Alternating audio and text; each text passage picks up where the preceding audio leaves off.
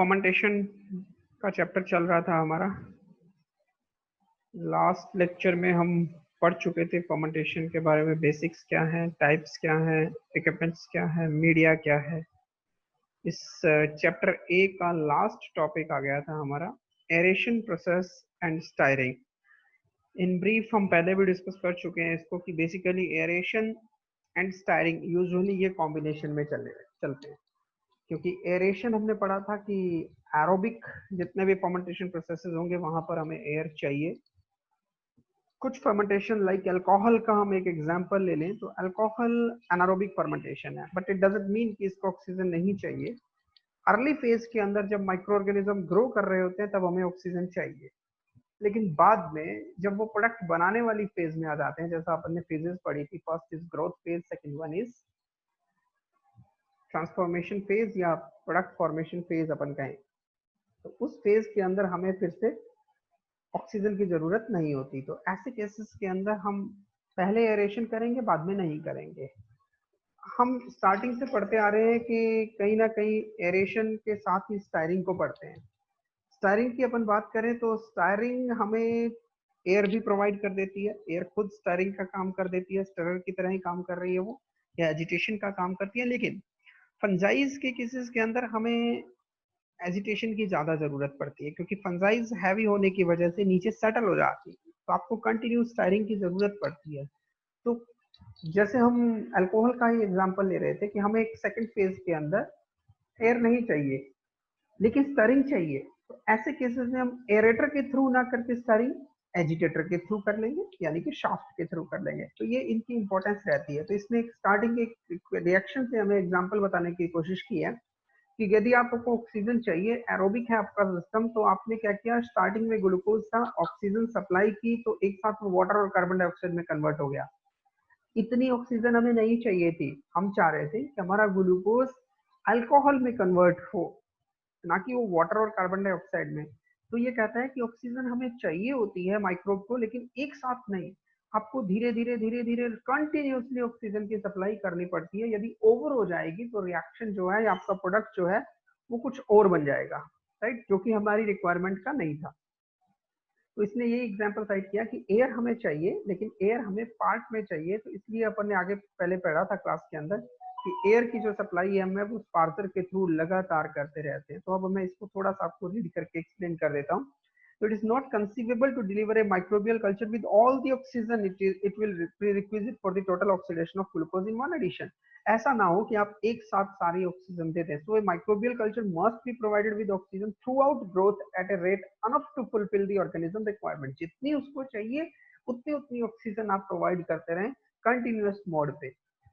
Industry processes के अंदर ये चाहिए। ज्यादातर हमारे जो फार्मास्यूटिकल प्रोडक्ट्स बनेंगे वो एरोबिक नेचर के होंगे, तो इसलिए हमें एयर तो चाहिए ही चाहिए, राइट।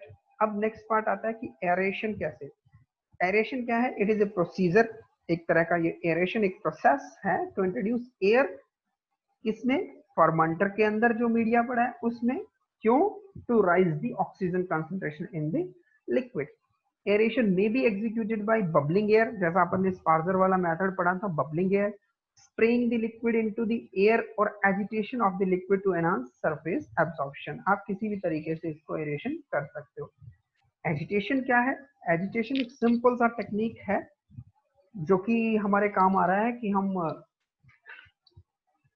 यूनिफॉर्मली उसके आपके सस्पेंशन को स्टायर कर सकें, ताकि उसके अंदर जो है वो कंटिन्यूअसली होमोजीनस एनवायरनमेंट बना रहे। इसके लिए हमें क्या चाहिए? लगातार एजिटेट करना पड़ता है, एजिटेटर की जरूरत पड़ती है। ओके, तो this is a little bit about aeration and agitation क्या होता है। ये एक डायग्राम है, ये हमें हर जगह काम आता है, तो आप इसको थोड़ा ठीक से समझ लीजिएगा। हमसे कभी भी पूछा जाए कि कोई आइडियल फर्मेंटर का एक्सप्लेनेशन करिए कि एक आइडियल फर्मेंटर कैसा होना चाहिए, तो ये एक तरह के आइडियल फर्मेंटर का डायग्राम बना दिया इन्होंने कि वेसल होगा, मोटर लगी होगी, स्टीम वेंट होगा। मैं एनोटेट कर रहा हूँ इसको एक सेकंड आपको और ज्यादा क्लैरिटी के लिए कि बेसिकली एक आइडियल फर्मेंटर में क्या होना चाहिए। देखिए कि पहले तो क्या होगा, एक जैकेटेड वेसल होना चाहिए, ये मेडअप होना चाहिए एसएस का। ये मेडअप कैसा होना चाहिए अपन और डिटेल पढ़ेंगे लार्ज वाले चैप्टर के अंदर, सेकंड चैप्टर बी में। पॉइंट इसमें क्या होना चाहिए, देखिए व्यूइंग पॉट है, यहाँ पर इसने ग्लास की विंडो लगा दी है, तो यहाँ से आप देख सके अंदर क्या हो रहा है, क्योंकि बाकी तो पूरा ऐसा ऐसा आपको दिखाई नहीं दे रहा है। स्टीम निकलने की जगह होनी चाहिए, स्पार्जर लगा होना चाहिए, वॉल लगा होना चाहिए जहाँ से आप स्टीम भी प्रोवाइड कर सकें, स्टेराइल एयर सॉरी यहाँ से प्रोवाइड हो रही है, स्टीम प्रोवाइड कर सके। कूलिंग जैकेट लगी होनी चाहिए, यदि टेम्परेचर कंट्रोल करना हो तो एक तरफ से आप ठंडा पानी डाल रहे हैं, दूसरी तरफ से आपका पानी बाहर निकल रहा है, इसमें से एयर ट्रांसफर की है तो एयर को निकलने के लिए भी प्लेस होना चाहिए, तो एक वेंट एयर का भी बना होना चाहिए। ये पीएच वगैरह जो भी लिखा गया है ये सब कंट्रोलिंग यूनिट है, यानी कि प्रॉप्स लगे हुए हैं जो कि सिग्नल रीड करेंगे पीएच कितनी है। मोटर लगी होनी चाहिए, शाफ्ट लगे होने चाहिए, इम्पेलर्स या टर्बाइंस लगे हुए होने चाहिए। ओके, इस तरह की पूरी फैसिलिटीज इसके अंदर होनी चाहिए। अभी इसने बेफल्स नहीं दिखाए, बेफल्स भी लगे होते हैं, बेफल्स यहाँ पर लगे होते हैं साइड में दीवार पे इसकी पूरी। ओके, तो ये इसने अभी बताया है कि हम एजिटेटर और एरेटर की बात कर रहे हैं, तो ये हमने स्टेराइल एयर सप्लाई की बॉटम पार्ट से, और एजिटेटर कुछ ये एजिटेटर है जो मोटर के साथ लगा हुआ है। अब हम नेक्स्ट पे आते हैं कि बेसिकली है क्या एजिटेटर को। बेसिकली आप क्या कह रहे हो, इम्पेलर्स हैं। ये इम्पेलर का मेन पर्पस क्या है, मिक्सिंग करने का। मिक्सिंग का बेनिफिट क्या होगा, mixing will facilitate by bulk fluid and gas phase mixing. Agitator also facilitate air dispersion, transfer of oxygen, heat का transfer, and moreover it is useful for suspension of solid particles and keeping constant environment throughout the vessel content. अब आपको basic समझाएं इसमें क्या हो रहा है कि लिक्विड कंटेंट आपने भरा हुआ है। अभी आपने डायग्राम देखा था कि बाहर से आप उसको ठंडा भी कर सकते हैं और बाहर से गर्म भी कर सकते हैं। सिर्फ फॉर एग्जांपल आपने बाहर से उसको हीट किया, व्हाट विल हैपन, सबसे पहले जो बाहर फर्मेंटर के चारों तरफ जो लिक्विड है वो हीट हो जाएगा, लेकिन अंदर का लिक्विड हीट नहीं होगा। तो वो पूरा का पूरा यूनिफॉर्म टेम्परेचर आ जाए, इसके लिए बीच में शाफ्ट लगा होगा, इम्पेलर लगे होंगे, तो लगातार मिक्सिंग होती रहेगी और कंटिन्यूअसली मिक्सिंग होती रहेगी, तो पूरा का पूरा एनवायरनमेंट एक जैसा रहेगा। तो हीटिंग जो है वो पूरे सिस्टम के अंदर प्रॉपर हो जाए, इसलिए भी हमें एजिटेटर चाहिए। सिर्फ और सिर्फ पंजाई है या कुछ है उसको शेक करने के लिए चाहिए, ऐसा नहीं है, होमोजेनियस एनवायरनमेंट मेंटेन करने के लिए भी चाहिए। इसी तरह से आपने सपोज पीएच कम हो गई, आपने क्या किया, कोई एल्कली डाला, तो आपने अभी पोर्ट देखा था, पीएच का पोर्ट कहाँ है, टॉप पे है, ऊपर से आपने एक ड्रॉप NaOH की या 2 ड्रॉप NaOH की डाली, अब व्हाट विल हैपन, वो सरफेस पे आ जाएगा, तो सबसे पहले सरफेस अल्कलाइन हो जाएगी और नीचे का मीडियम एसिडिक एसिड रह जाएगा। तो ऐसा नहीं हो, इसके लिए हम एजिटेटर लगाते हैं, ताकि जैसे ही ड्रॉप गिरे वो लगातार पूरे फ्लूइड के अंदर या पूरे फर्मेंटेशन मीडिया के अंदर मिक्स हो जाए। सिमिलरली आपने ऑक्सीजन ट्रांसफर की, सिमिलरली आपने कोई भी मटेरियल अपने फर्मेंटर में ट्रांसफर किया, तो उसका यूनिफॉर्म डिस्ट्रीब्यूशन करने के लिए, कांस्टेंट एनवायरनमेंट मेंटेन करने के लिए, होमोजेनियस एनवायरनमेंट मेंटेन करने के लिए हमें एजिटेटर्स की जरूरत पड़ती है। सेकंड पार्ट आता है बैफल। बैफल जो है, बैफल को आप एक डायग्राम से समझने की कोशिश करें। मैं शेयरिंग को ना चेंज कर रहा हूँ, एक सेकंड, बैफल का डायग्राम दिखा दूं आपको।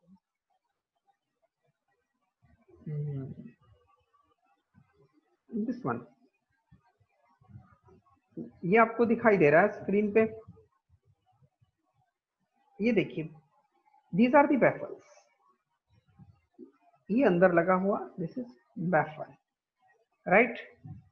इसका इंपॉर्टेंस क्या है, आप डायग्राम में देखें, बहुत क्लियर है। मोटर चल रही है, आप एक बार इमेजिन कर लीजिए कि आपके पास एक ग्लास में पानी है और आप बीच में सेंटर में एक रॉड रख के, ग्लास रॉड रख के कंटिन्यूअसली उसको स्टायर करते जा रहे हैं, जो जहां है वो वहीं घूमता रहेगा।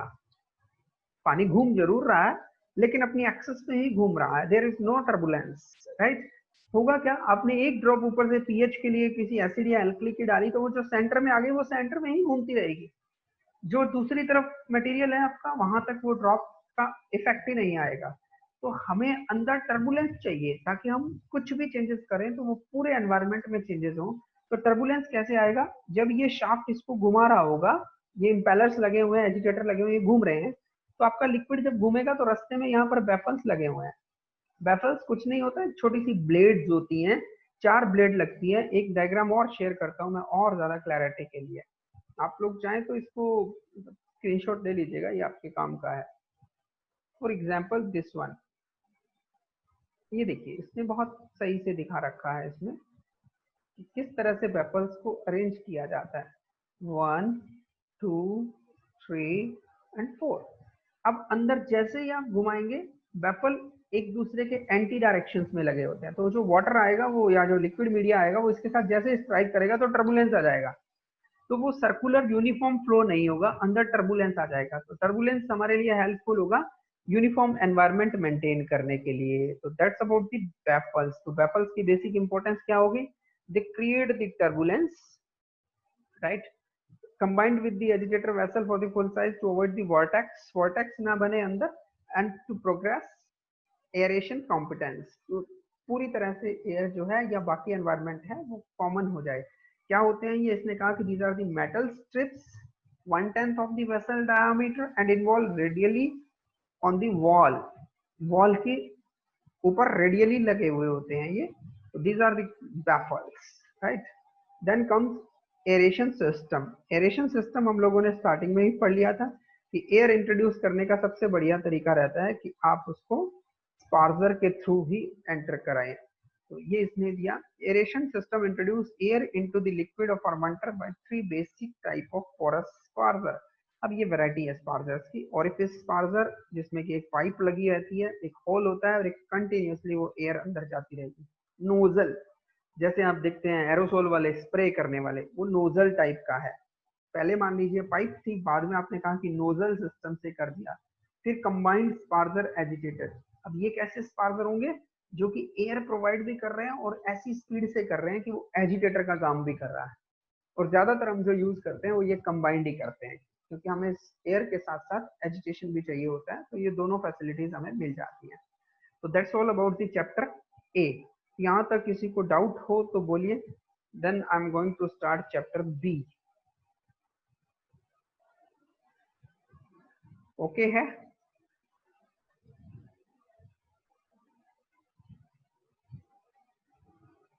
Yes sir. Okay, chapter B कहता है large scale production fermenter design. इसके साथ साथ इसने जो चैप्टर की हेडिंग दी हुई है वो मैं रीड कर दूं आपको, क्या लिखा हुआ है? Large scale production fermenter design and its various control.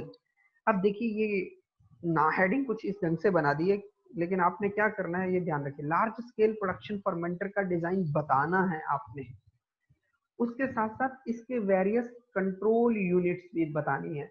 अभी जस्ट जो पिछले चैप्टर में हमने एक डायग्राम पढ़ा था, जो मैंने कहा था ये आइडियल फर्मेंटर है, तो आप सबसे पहले उसका डायग्राम बनाएंगे। वहां से अभी मैं दोबारा शो नहीं कर रहा हूँ, अभी अपन ने डिस्कस किया उसको। उसका डायग्राम बनाएंगे, आप कहेंगे ये एक आइडियल स्टायर टैंक फर्मेंटर होता है। इस तरह के फर्मेंटर को क्या बोलते हैं? स्टायर टैंक फर्मेंटर बोलते हैं, जिनमें स्टायरिंग की फैसिलिटी हो और टैंक वे खुद है ही और नाम इनका फर्मेंटर होता है।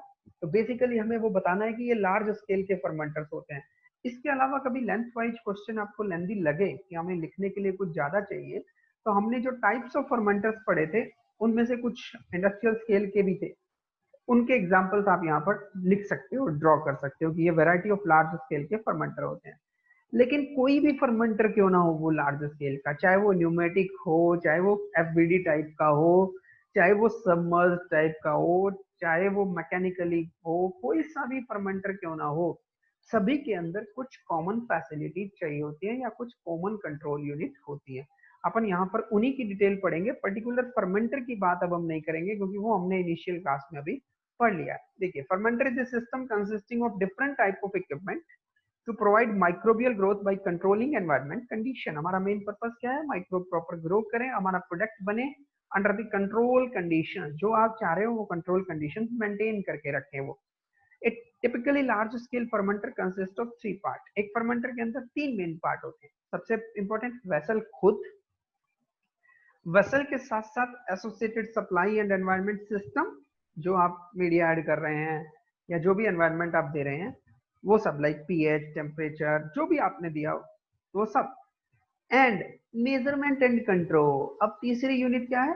टेम्परेचर दिया है तो टेम्परेचर सही है या नहीं है, उसको रीड करने वाले प्रॉब्स भी लगे रहने चाहिए। ऑक्सीजन सही है या नहीं है, उसको रीड करने वाला प्रॉब भी लगा होना। These are the control units, जो उसको मेजर भी करें और कंट्रोल भी करें। हमें पता लगा पीएच कम हो गई, तो अब हम थोड़ी बार बार मैनुअली दिन में 20 बार उसकी रीडिंग लेके पीएच चेक करेंगे, नो वे। हमारे फर्मेंटर के अंदर ऑलरेडी पीएच सेंसिंग प्रॉब लगा हुआ है, वो स्क्रीन पे अपने आप पीएच आ जाएगी और जैसे ही पीएच कम होगी या ज्यादा होगी, अकॉर्डिंगली एल्कली या एसिड अपने आप ही उतनी क्वांटिटी में डिलीवर हो जाएगा हमारे फर्मेंटर के अंदर, तो this is called control system.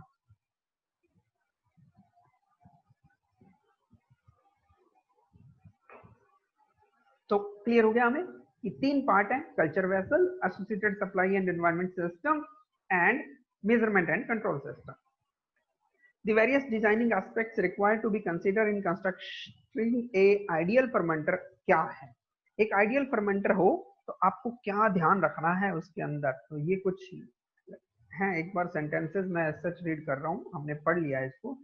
Provide operation free from contamination, पहली चीज आपका फर्मेंटर कुछ इस तरह का होना चाहिए कि कंटेमिनेशन ना हो उसके अंदर, मीन्स पोर्ट वगैरह जो भी आपने बनाए हैं वो ऐसे रखिए कि वो सील रहे प्रॉपरली, उनमें से एयर पास ना हो।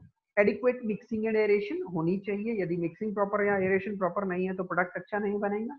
मेंटेन करके रखिए स्पेसिफिक टेम्परेचर एंड पीएच, ये फैसिलिटी होनी चाहिए। Access point of for inoculation and sampling होने चाहिए, अदरवाइज आप मान लीजिए कंटिन्यूस फर्मेंटेशन कर रहे हैं तो बार बार मीडिया कैसे ऐड करेंगे, तो आपके पास कोई एक्सेस पॉइंट होने चाहिए इनोकुलेशन के, और बीच में से जो सैम्पलिंग करनी पड़ती है उसके लिए सैम्पलिंग पोर्ट भी होना चाहिए।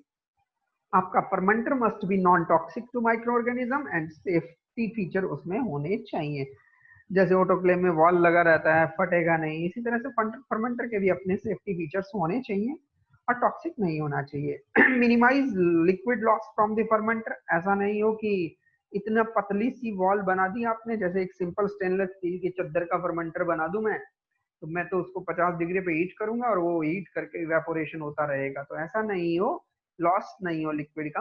Monitoring and control of dissolved oxygen, oxygen को भी कंट्रोल करने के लिए प्रॉब्स लगे होने चाहिए, मॉनिटर भी कर सकें और कंट्रोल भी कर सकें। Allow feeding of nutrient solution and reagent, time के साथ आपको और न्यूट्रिएंट ऐड करना पड़े या रिएजेंट्स ऐड करने पड़े तो उसके लिए फीडिंग पॉइंट्स होने चाहिए आपके फर्मेंटर के अंदर।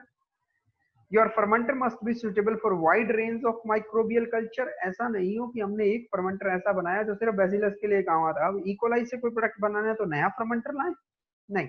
तो आपके फर्मेंटर के अंदर ऐसी फैसिलिटीज होनी चाहिए कि आप उसको टेम्परेचर के अकॉर्डिंग, पीएच के अकॉर्डिंग सब तरह से सेट कर सकें।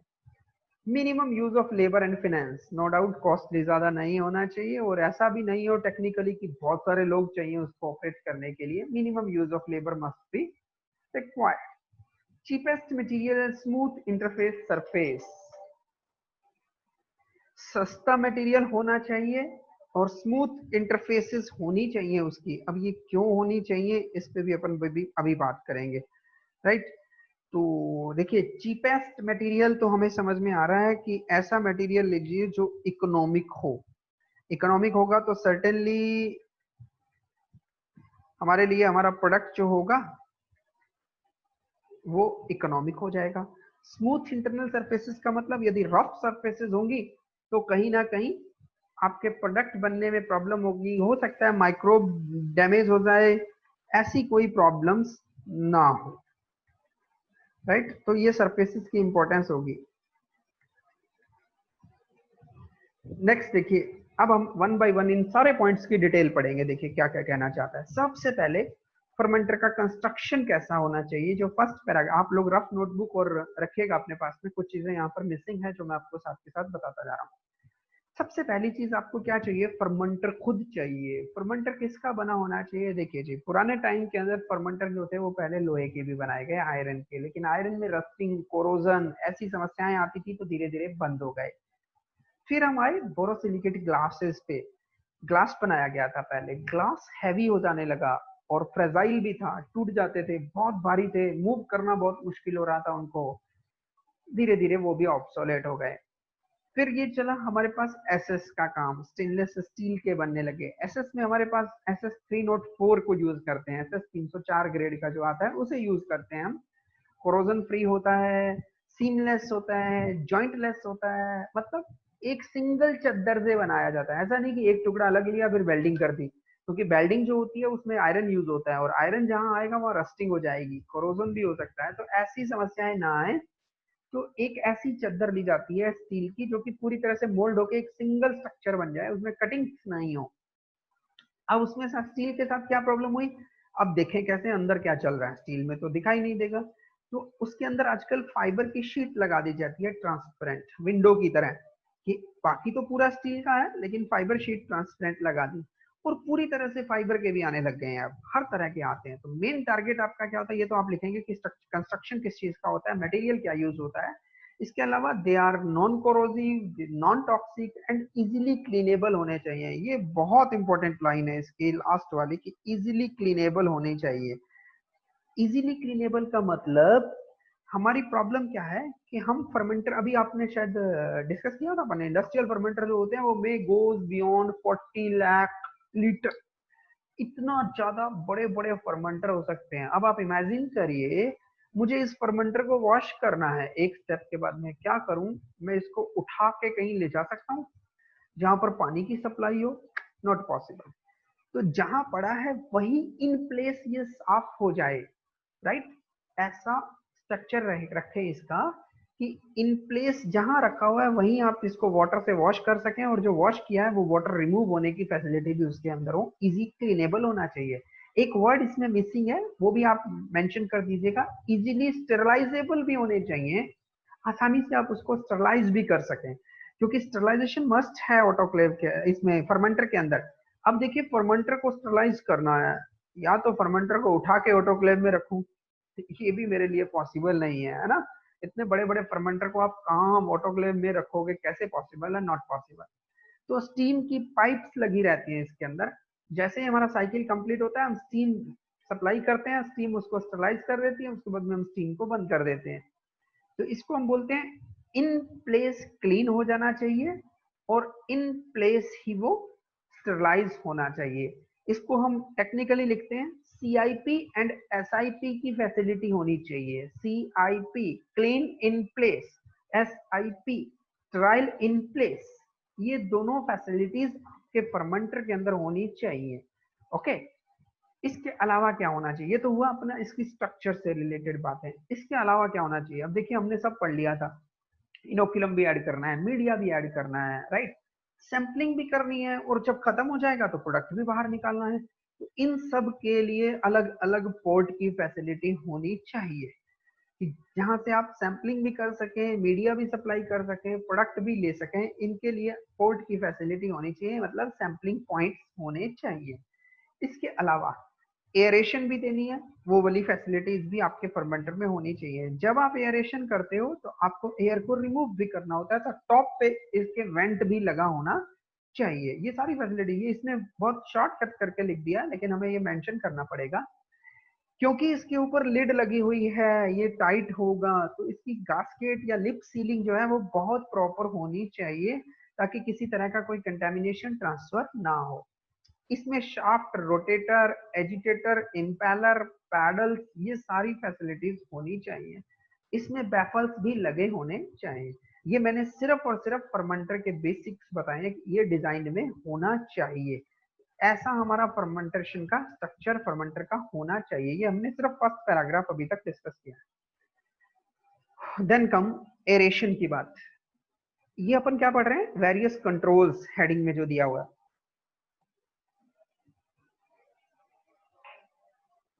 Aeration of the fermentation medium is required to supply oxygen for the production of microorganism and for the basically improvement in the production of product also. At the very same time हमें carbon dioxide को remove भी करना पड़ता है कई बार, जैसा मैंने आपको कहा था कि हम मीडिया यूज कर लेते हैं जो कि रिड्यूसिंग एजेंट कंटेनिंग हो, या फिर अपन ने एयर को हटाने के मेथड में पढ़ा था कि नाइट्रोजन फ्लश कर दीजिए, न्यूट्रल गैस फ्लश कर दीजिए, तो उस स्पेस में क्या हो जाएगा, गैस आ जाएगी आपकी और एयर डिस्प्लेस हो जाएगी। हम दूसरा तरीका भी हमने पढ़ा था कि आप एयर को ही सप्लाई कर दें, लेकिन भाई एनी मीन इधर आप कोई गैस सप्लाई करें, कोई एयर सप्लाई करें, जो भी फर्मेंटर में भेजेंगे material, that must be sterilised before the addition into the fermenter. तो एयर को भी ये कह रहा है कि आपको स्टरलाइज करना पड़ेगा। कैसे करते हैं हम? हीट ट्रीटमेंट से कर सकते हैं 250 से लेके 300 डिग्री सेल्सियस तक के बीच में, या फिर आप यूवी से कर सकते हैं, सेलोज के फिल्टर या पोर्सिलिन के फिल्टर या कॉटन वूल के पैकेट्स लगा के आप किसी भी तरीके से इसको फिल्टर कर सकते हो, राइट। नेक्स्ट कम पार्ट इसके अंदर कि हम लोग ये जो स्पार्जर पढ़ा था आपने, उससे पहले अभी ये लिखा हुआ है इसमें, और देखें, filters are used which have the efficient porosity of the filter microorganism larger than 0.25 micro in size, doesn't matter अब हम लोगों ने पढ़ा हुआ है कि हम मेम्ब्रेन फिल्टर यूज कर सकते हैं, वॉटमैन फिल्टर यूज कर सकते हैं। ये जितने भी फिल्टर्स हैं ये एयर को फिल्टर करने के काम में आ रहे हैं। ऑक्सीजन जो है या एयर जो है वो बॉटम से इंट्रोड्यूस की जाती है वाया स्पार्चर। तो स्पार्जर्स को हम बॉटम में लगा देते हैं और spargers are prepared from non corrosive metal, रबड़ के हो सकते हैं, पोरस कार्बन हो सकता है, सिंटेड ग्लास हो सकता है और सिरामिक के सब्सटेंसेस हो सकते हैं। ये अपन ने पहले भी पढ़ा हुआ है कि ये सारे मटेरियल्स हमारे फिल्ट्रेशन में काम में आते हैं। जब स्पार्सर के थ्रू एयर जाएगी तो फाइन बबल्स प्रोड्यूस होंगे और फाइन बबल्स क्या होंगे, इनके अंदर ऑक्सीजन होगी और it will get dissolved into the fermentation media. Simultaneously air हमें क्या काम करेगी कि हमारा ज्यादा बायोमास प्रोड्यूस होगा, ज्यादा माइक्रो ऑर्गेनिज्म बनाएंगी और दूसरी तरफ ये क्या करेगी, एजिटेशन का काम भी करेगी, या हम कहें फायरिंग का काम करेगी। हमने पढ़ा था पहले भी कि एयर जो दी जाती है उसकी यूनिट वॉल्यूम बाय वॉल्यूम पर मिनट रहती है, या फिर इसने शॉर्ट में सीधा लिख दिया मीडियम पर मिनट, राइट। टाइम के अकॉर्डिंगली आप कितना एयर सप्लाई कर रहे हो। जब आप एयर सप्लाई करेंगे तो at the very same time हम यहाँ ये भी लिखते हैं कि एयर को डिस्प्लेस करने के लिए टॉप पे फर्मेंटर के ऊपर एयर वेंट भी लगा होना चाहिए। Okay, then comes agitation. देखिए अब एजिटेशन जो है ये भी बहुत इंपॉर्टेंट पार्ट है। एजिटेशन का मीनिंग अभी अपन ने पढ़ लिया था, सिर्फ ऑक्सीजन सप्लाई या उसका ट्रांसफर करना नहीं, टोटल इंटरनल एनवायरनमेंट को एक जैसा या होमोजीनियस रखना। अब एजिटेटर बहुत इंपॉर्टेंट पार्ट होता है। मेरा शाफ्ट कितना बड़ा हो, उस शाफ्ट के ऊपर जो है वो इम्पेलर्स जो लगे हुए हैं, टर्बाइंस लगे हुए हैं, ये कितने साइज के हो। देखिए अब आपने ये प्रोपेलर लगा दिया, पैडल लगा दिया, 6 फ्लैट ब्लेड्स लगा दी, ये सब चीजें आप लगा सकते हैं, लेकिन इनका साइज कितना हो ये सब डिपेंड करेगा कि आपका वेसल कैसा है, आपके वेसल का साइज कैसा है। अकॉर्डिंगली आप इनको सेलेक्ट करते हैं कि ये कितने साइज के लगे होने चाहिए। अब इसने कहा कि इनका कंट्रोल कैसे करते हैं। देखिए हम कैसे करेंगे। एयर आप जो सप्लाई कर रहे हो फ्लो मीटर से उसकी रीडिंग आपको मिलती रहेगी। वाटर फ्लो कर रहा है, रोटामीटर से रीडिंग मिलेगी। टेम्परेचर को रीड करने के लिए थर्मिस्टर, थर्मोकपल्स या थर्मामीटर लगा होगा आपके किसी फर्मेंटर के अंदर। पीएच के लिए पीएच मीटर लगा होगा। एजिटेशन या जो घूमने की स्पीड होती है इसको चेक करने के लिए हम हमेशा टेकोमीटर यूज करते हैं। अंदर प्रेशर कितना है ये चेक करने के लिए हम प्रेशर गॉज यूज करेंगे। ये इक्विपमेंट्स के नाम दिए हैं इसने कि कंट्रोलिंग यूनिट कौन कौन सी होंगी, right. Then DO2 dissolved oxygen जो है वो कितनी है, इसको चेक करने के लिए आपके पास DO2 एनालाइजर लगा होना चाहिए। पावर के लिए आपके पास कोई भी वोल्ट मीटर या कुछ इस तरह का इक्विपमेंट्स लगा होना चाहिए। फॉर्म भी बनेंगी आपके फर्मेंटर के अंदर तो कोई फॉर्म सेंसिंग यूनिट लगी होनी चाहिए। रियोलॉजी मतलब फ्लूइड फ्लो की प्रॉपर्टीज को देखने के लिए आप कौन विस्कोमीटर या ट्यूब विस्कोमीटर से यूज कर सकते हो, चेक कर सकते हो। सेल कंसंट्रेशन, यहाँ सेल का मतलब माइक्रोब की कंसंट्रेशन है। ड्राई वेट से या टर्बिडिटी से आप सैंपलिंग कर सकते हैं, नहीं तो आजकल तो फर्मेंटर के साथ ही टर्बिडिटी का कनेक्शन होता है, वो डायरेक्ट रीडिंग देता रहता है कि अंदर पड़ा हुआ सैंपल किस टर्बिडिटी का है। आपको पता लग जाता है कि इतनी टर्बिडिटी आ गई मतलब सफिशिएंट सेल बायोमास बन चुका है, अब हमें इस सिस्टम को रोकना है। तो ये सिग्नल हमें टर्बिडीमीटर की यूनिट दे देती है। स्टेट ऑफ कल्चर, इसको चेक करना है। स्टेट ऑफ कल्चर का मतलब ये किस स्टेट में है। एंजाइम प्रॉब्स, सबस्ट्रेट कंसंट्रेशन, इन सब चीजों की रीडिंग आपको ये दे देंगे। गैस एनालिसिस, अंदर कितना कार्बन डाइऑक्साइड है, अंदर कितना ऑक्सीजन है या अदर है, तो ये एनालाइजर्स या गैस क्रोमेटोग्राफी से। रिडॉक्स पोटेंशियल चेक करना है आपने, ये डिपेंड करता है आपने क्या क्या चेक करना है। तो इसने एक जनरल सी टेबल दे दी, बहुत इंपॉर्टेंट है हमारे लिए कि इनके थ्रू हम चेक कर सकते हैं। सबकी इंपॉर्टेंस अपन साथ साथ डिस्कस करते ही जा रहे हैं। एरेशन की हो गई डिस्कशन, एजिटेशन की हो गई discussion. Process parameter are the optimum condition which are to be maintained for the production of organism. These conditions may be dependent on the type of organism such as bacteria, yeast, etc. तो एक second, अभी इसमें forming की discussion भी होगी। ये इसने एक जनरल सा पैराग्राफ लिख दिया कि इन सब के बारे में जो जो चीजें अपन ने अभी डिस्कस की थी, पीएच भी इंपॉर्टेंट है, टेम्परेचर भी इंपॉर्टेंट है, न्यूट्रिएंट की कंसंट्रेशन, फॉर्म फॉर्मेशन, ये सब इसने कॉमन नाम लिख दिए कि ये सब shall be determined properly. Sensors अच्छे यूज किए जाने चाहिए ताकि आपको रीडिंग जो है वो एक्यूरेट मिल जाए। अब वन बाय वन फिर से आ गया ये टेम्परेचर कंट्रोल। आपको टेम्परेचर कंट्रोल करना है। टाइम रिमेनिंग 6 मिनट, का अटेंडेंस ले लेना। Okay, temperature, sir. हाँ, टेम्परेचर कंट्रोल जो है फर्मेंटर के अंदर कैसे करेंगे, देखो मैंने आपको एक डायग्राम में उसमें दिखाया था कि चारों तरफ जैकेट बनी हुई थी। जैकेट से आप कोल्ड वाटर हॉट वाटर दोनों सप्लाई कर सकते हो। पूरे का पूरा चैम्बर को आप गर्म भी कर सकते हो, पूरे चैम्बर को आप ठंडा भी कर सकते हो, depending upon the need of the fermentation type, right. Jacket भी लगाई जा सकती है, इसमें ढंग से मेंशन नहीं है, आप साइड में लिखते जाना। हम जैकेट से कर सकते हैं। आजकल जो यूज किए जाते हैं वो कॉइल्स यूज की जाती है, मतलब पाइप्स लगी रहती हैं चारों तरफ, जिनमें से स्टीम सप्लाई की जाती है या फिर कोल्ड वाटर सप्लाई किया जाता है। जैकेट की बजाय कॉइल्स के थ्रू किया जाता है। अब टेम्परेचर कम हुआ या अंदर ज्यादा है या अंदर पूरा टेम्परेचर कितना है, ये टेम्परेचर का सेंसर बताएगा। टेम्परेचर के सेंसर्स क्या हो सकते हैं, अभी थोड़ी देर पहले अपन ने नाम पढ़े। आप थर्मोमीटर लगा सकते हैं, आप थर्मोकपल यूनिट लगा सकते हैं, या इसने नाम दिए जैसे pressure bulb thermometer, by metallic thermometer, thermocouple, metal resistance thermometer या थर्मिस्टर्स लगा सकते हैं। ये वैरायटी ऑफ मेजरिंग यूनिट्स हैं जो कि आपको मेजर करके बताती है या सिग्नल देती है कि अंदर फर्मेंटर का टेम्परेचर कितना है। तो उसको रीड करने के लिए ये लगे होने चाहिए। लेकिन कोल्ड एंड हॉट वाटर की यदि सप्लाई चाहिए तो उसके लिए क्या होगा, बाहर या तो जैकेट होगी या फिर कूलिंग कॉइल्स लगी रहती हैं, राइट। देन कम्स, कहाँ गया ये,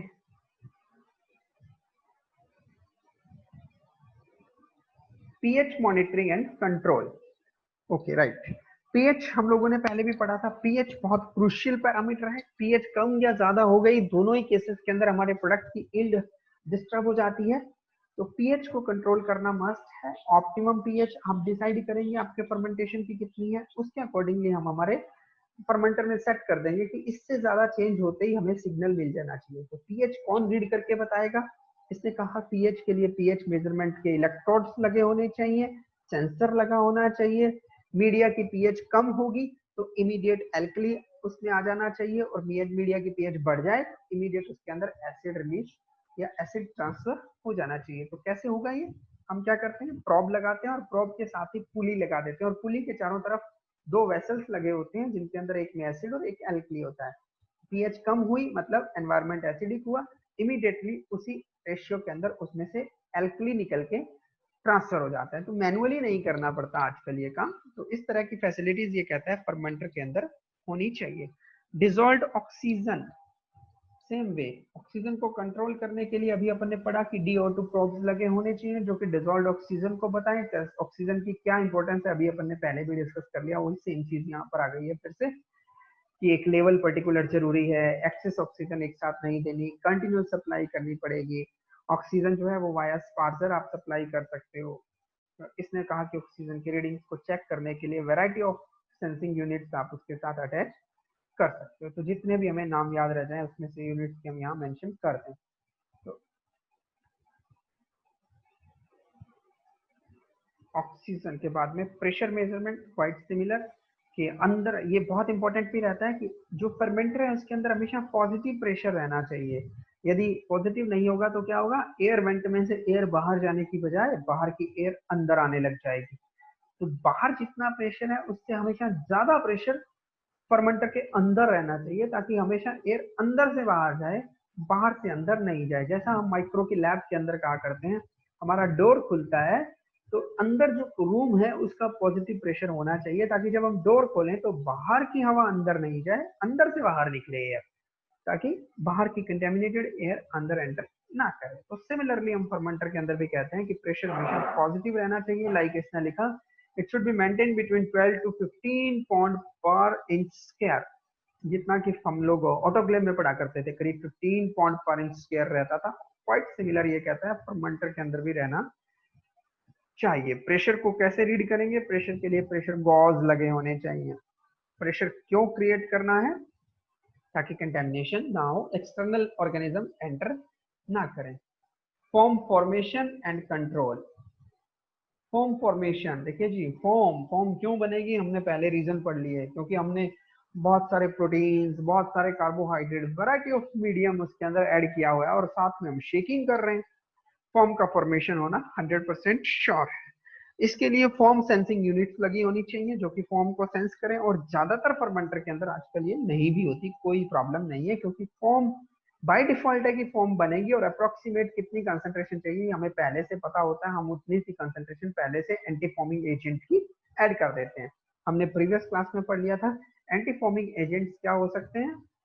ऑयल्स यूज कर सकते हो आप सिलिकॉन के सॉल्ट्स यूज कर सकते हो, डाइमेथिकॉन, साइमेथिकॉन, लाइक इसमें सिलिकॉन लिया हुआ है, vegetable oils can be use. Anti-foaming agent may be added slowly at a predetermined rate, ये भी बहुत कॉमन है, एक साथ भी पूरा एंटी-फोमिंग एजेंट ऐड कर देते हैं तो वो भी बैरियर का काम करने लग जाता है। तो ये कह रहा है कि प्री डिटरमाइंड रेट पे धीरे धीरे पंप के थ्रू इसको धीरे धीरे ट्रांसफर किया जाता है, इसलिए ये कहता है कि there is no need for foam sensing system. फिर भी इफ इट इज देयर तो इट इज बेटर। तो कहाँ लगी रहती है, ये ऊपर लगा रहता है, जहां अपन ने पीएच का देखा था ना उस डायग्राम में, वैसे ही वहीं पर ऑक्सीजन का, वहीं पर हमारा फॉर्म का सेंसिंग यूनिट लगा रहता है। तो इसके अलावा भी इसने कहा कि mechanical antifoaming devices may be use, आप कोई डिस्क या आप कोई प्रोपेलर या आप अपने फर्मेंटर के अंदर ऑटोमेटिक कोई ब्रशेज की सेटिंग कर दें कि ऊपर ब्रश लगा हुआ है, वो जैसे जैसे फॉर्म बनती है तो वो लगातार ब्रश के कांटेक्ट में आती है, तो स्ट्राइक होने के बाद में फॉर्म टूट भी जाती है। तो जरूरी नहीं, हो सकता है कि मेरा जो प्रोडक्ट बन रहा है वो सिलिकॉन की प्रेजेंस में नहीं बनता हो, तो अब मैं क्या करूं, एंटीफॉर्मिंग एजेंट यूज नहीं कर सकता। ओके, नो प्रॉब्लम, आप मत करिए। ऐसे केसेस में आप कोई मैकेनिकल डिवाइस यूज कर लीजिए जो लगातार फॉर्म का ब्रेक डाउन कर रहा है, that is again a good option. तो हम ये भी ऑप्शन में ले सकते थे कि हम एंटी फॉर्मिंग एजेंट की बजाय मैकेनिकल ब्रेकडाउन उसका कर दें। That's all about today's class. Chapter B over हो गया है, नेक्स्ट क्लास में चैप्टर सी करेंगे, जिसका कि नोट्स मैंने आपको आज भेज दिया था, सिर्फ पेनिसिलिन का भेजा है अभी, बाकी प्रोडक्ट्स के कल तक भेजता हूँ, कल की क्लास में वो डिस्कस करेंगे। ओके है यहाँ तक? सर बोलिए। सर ये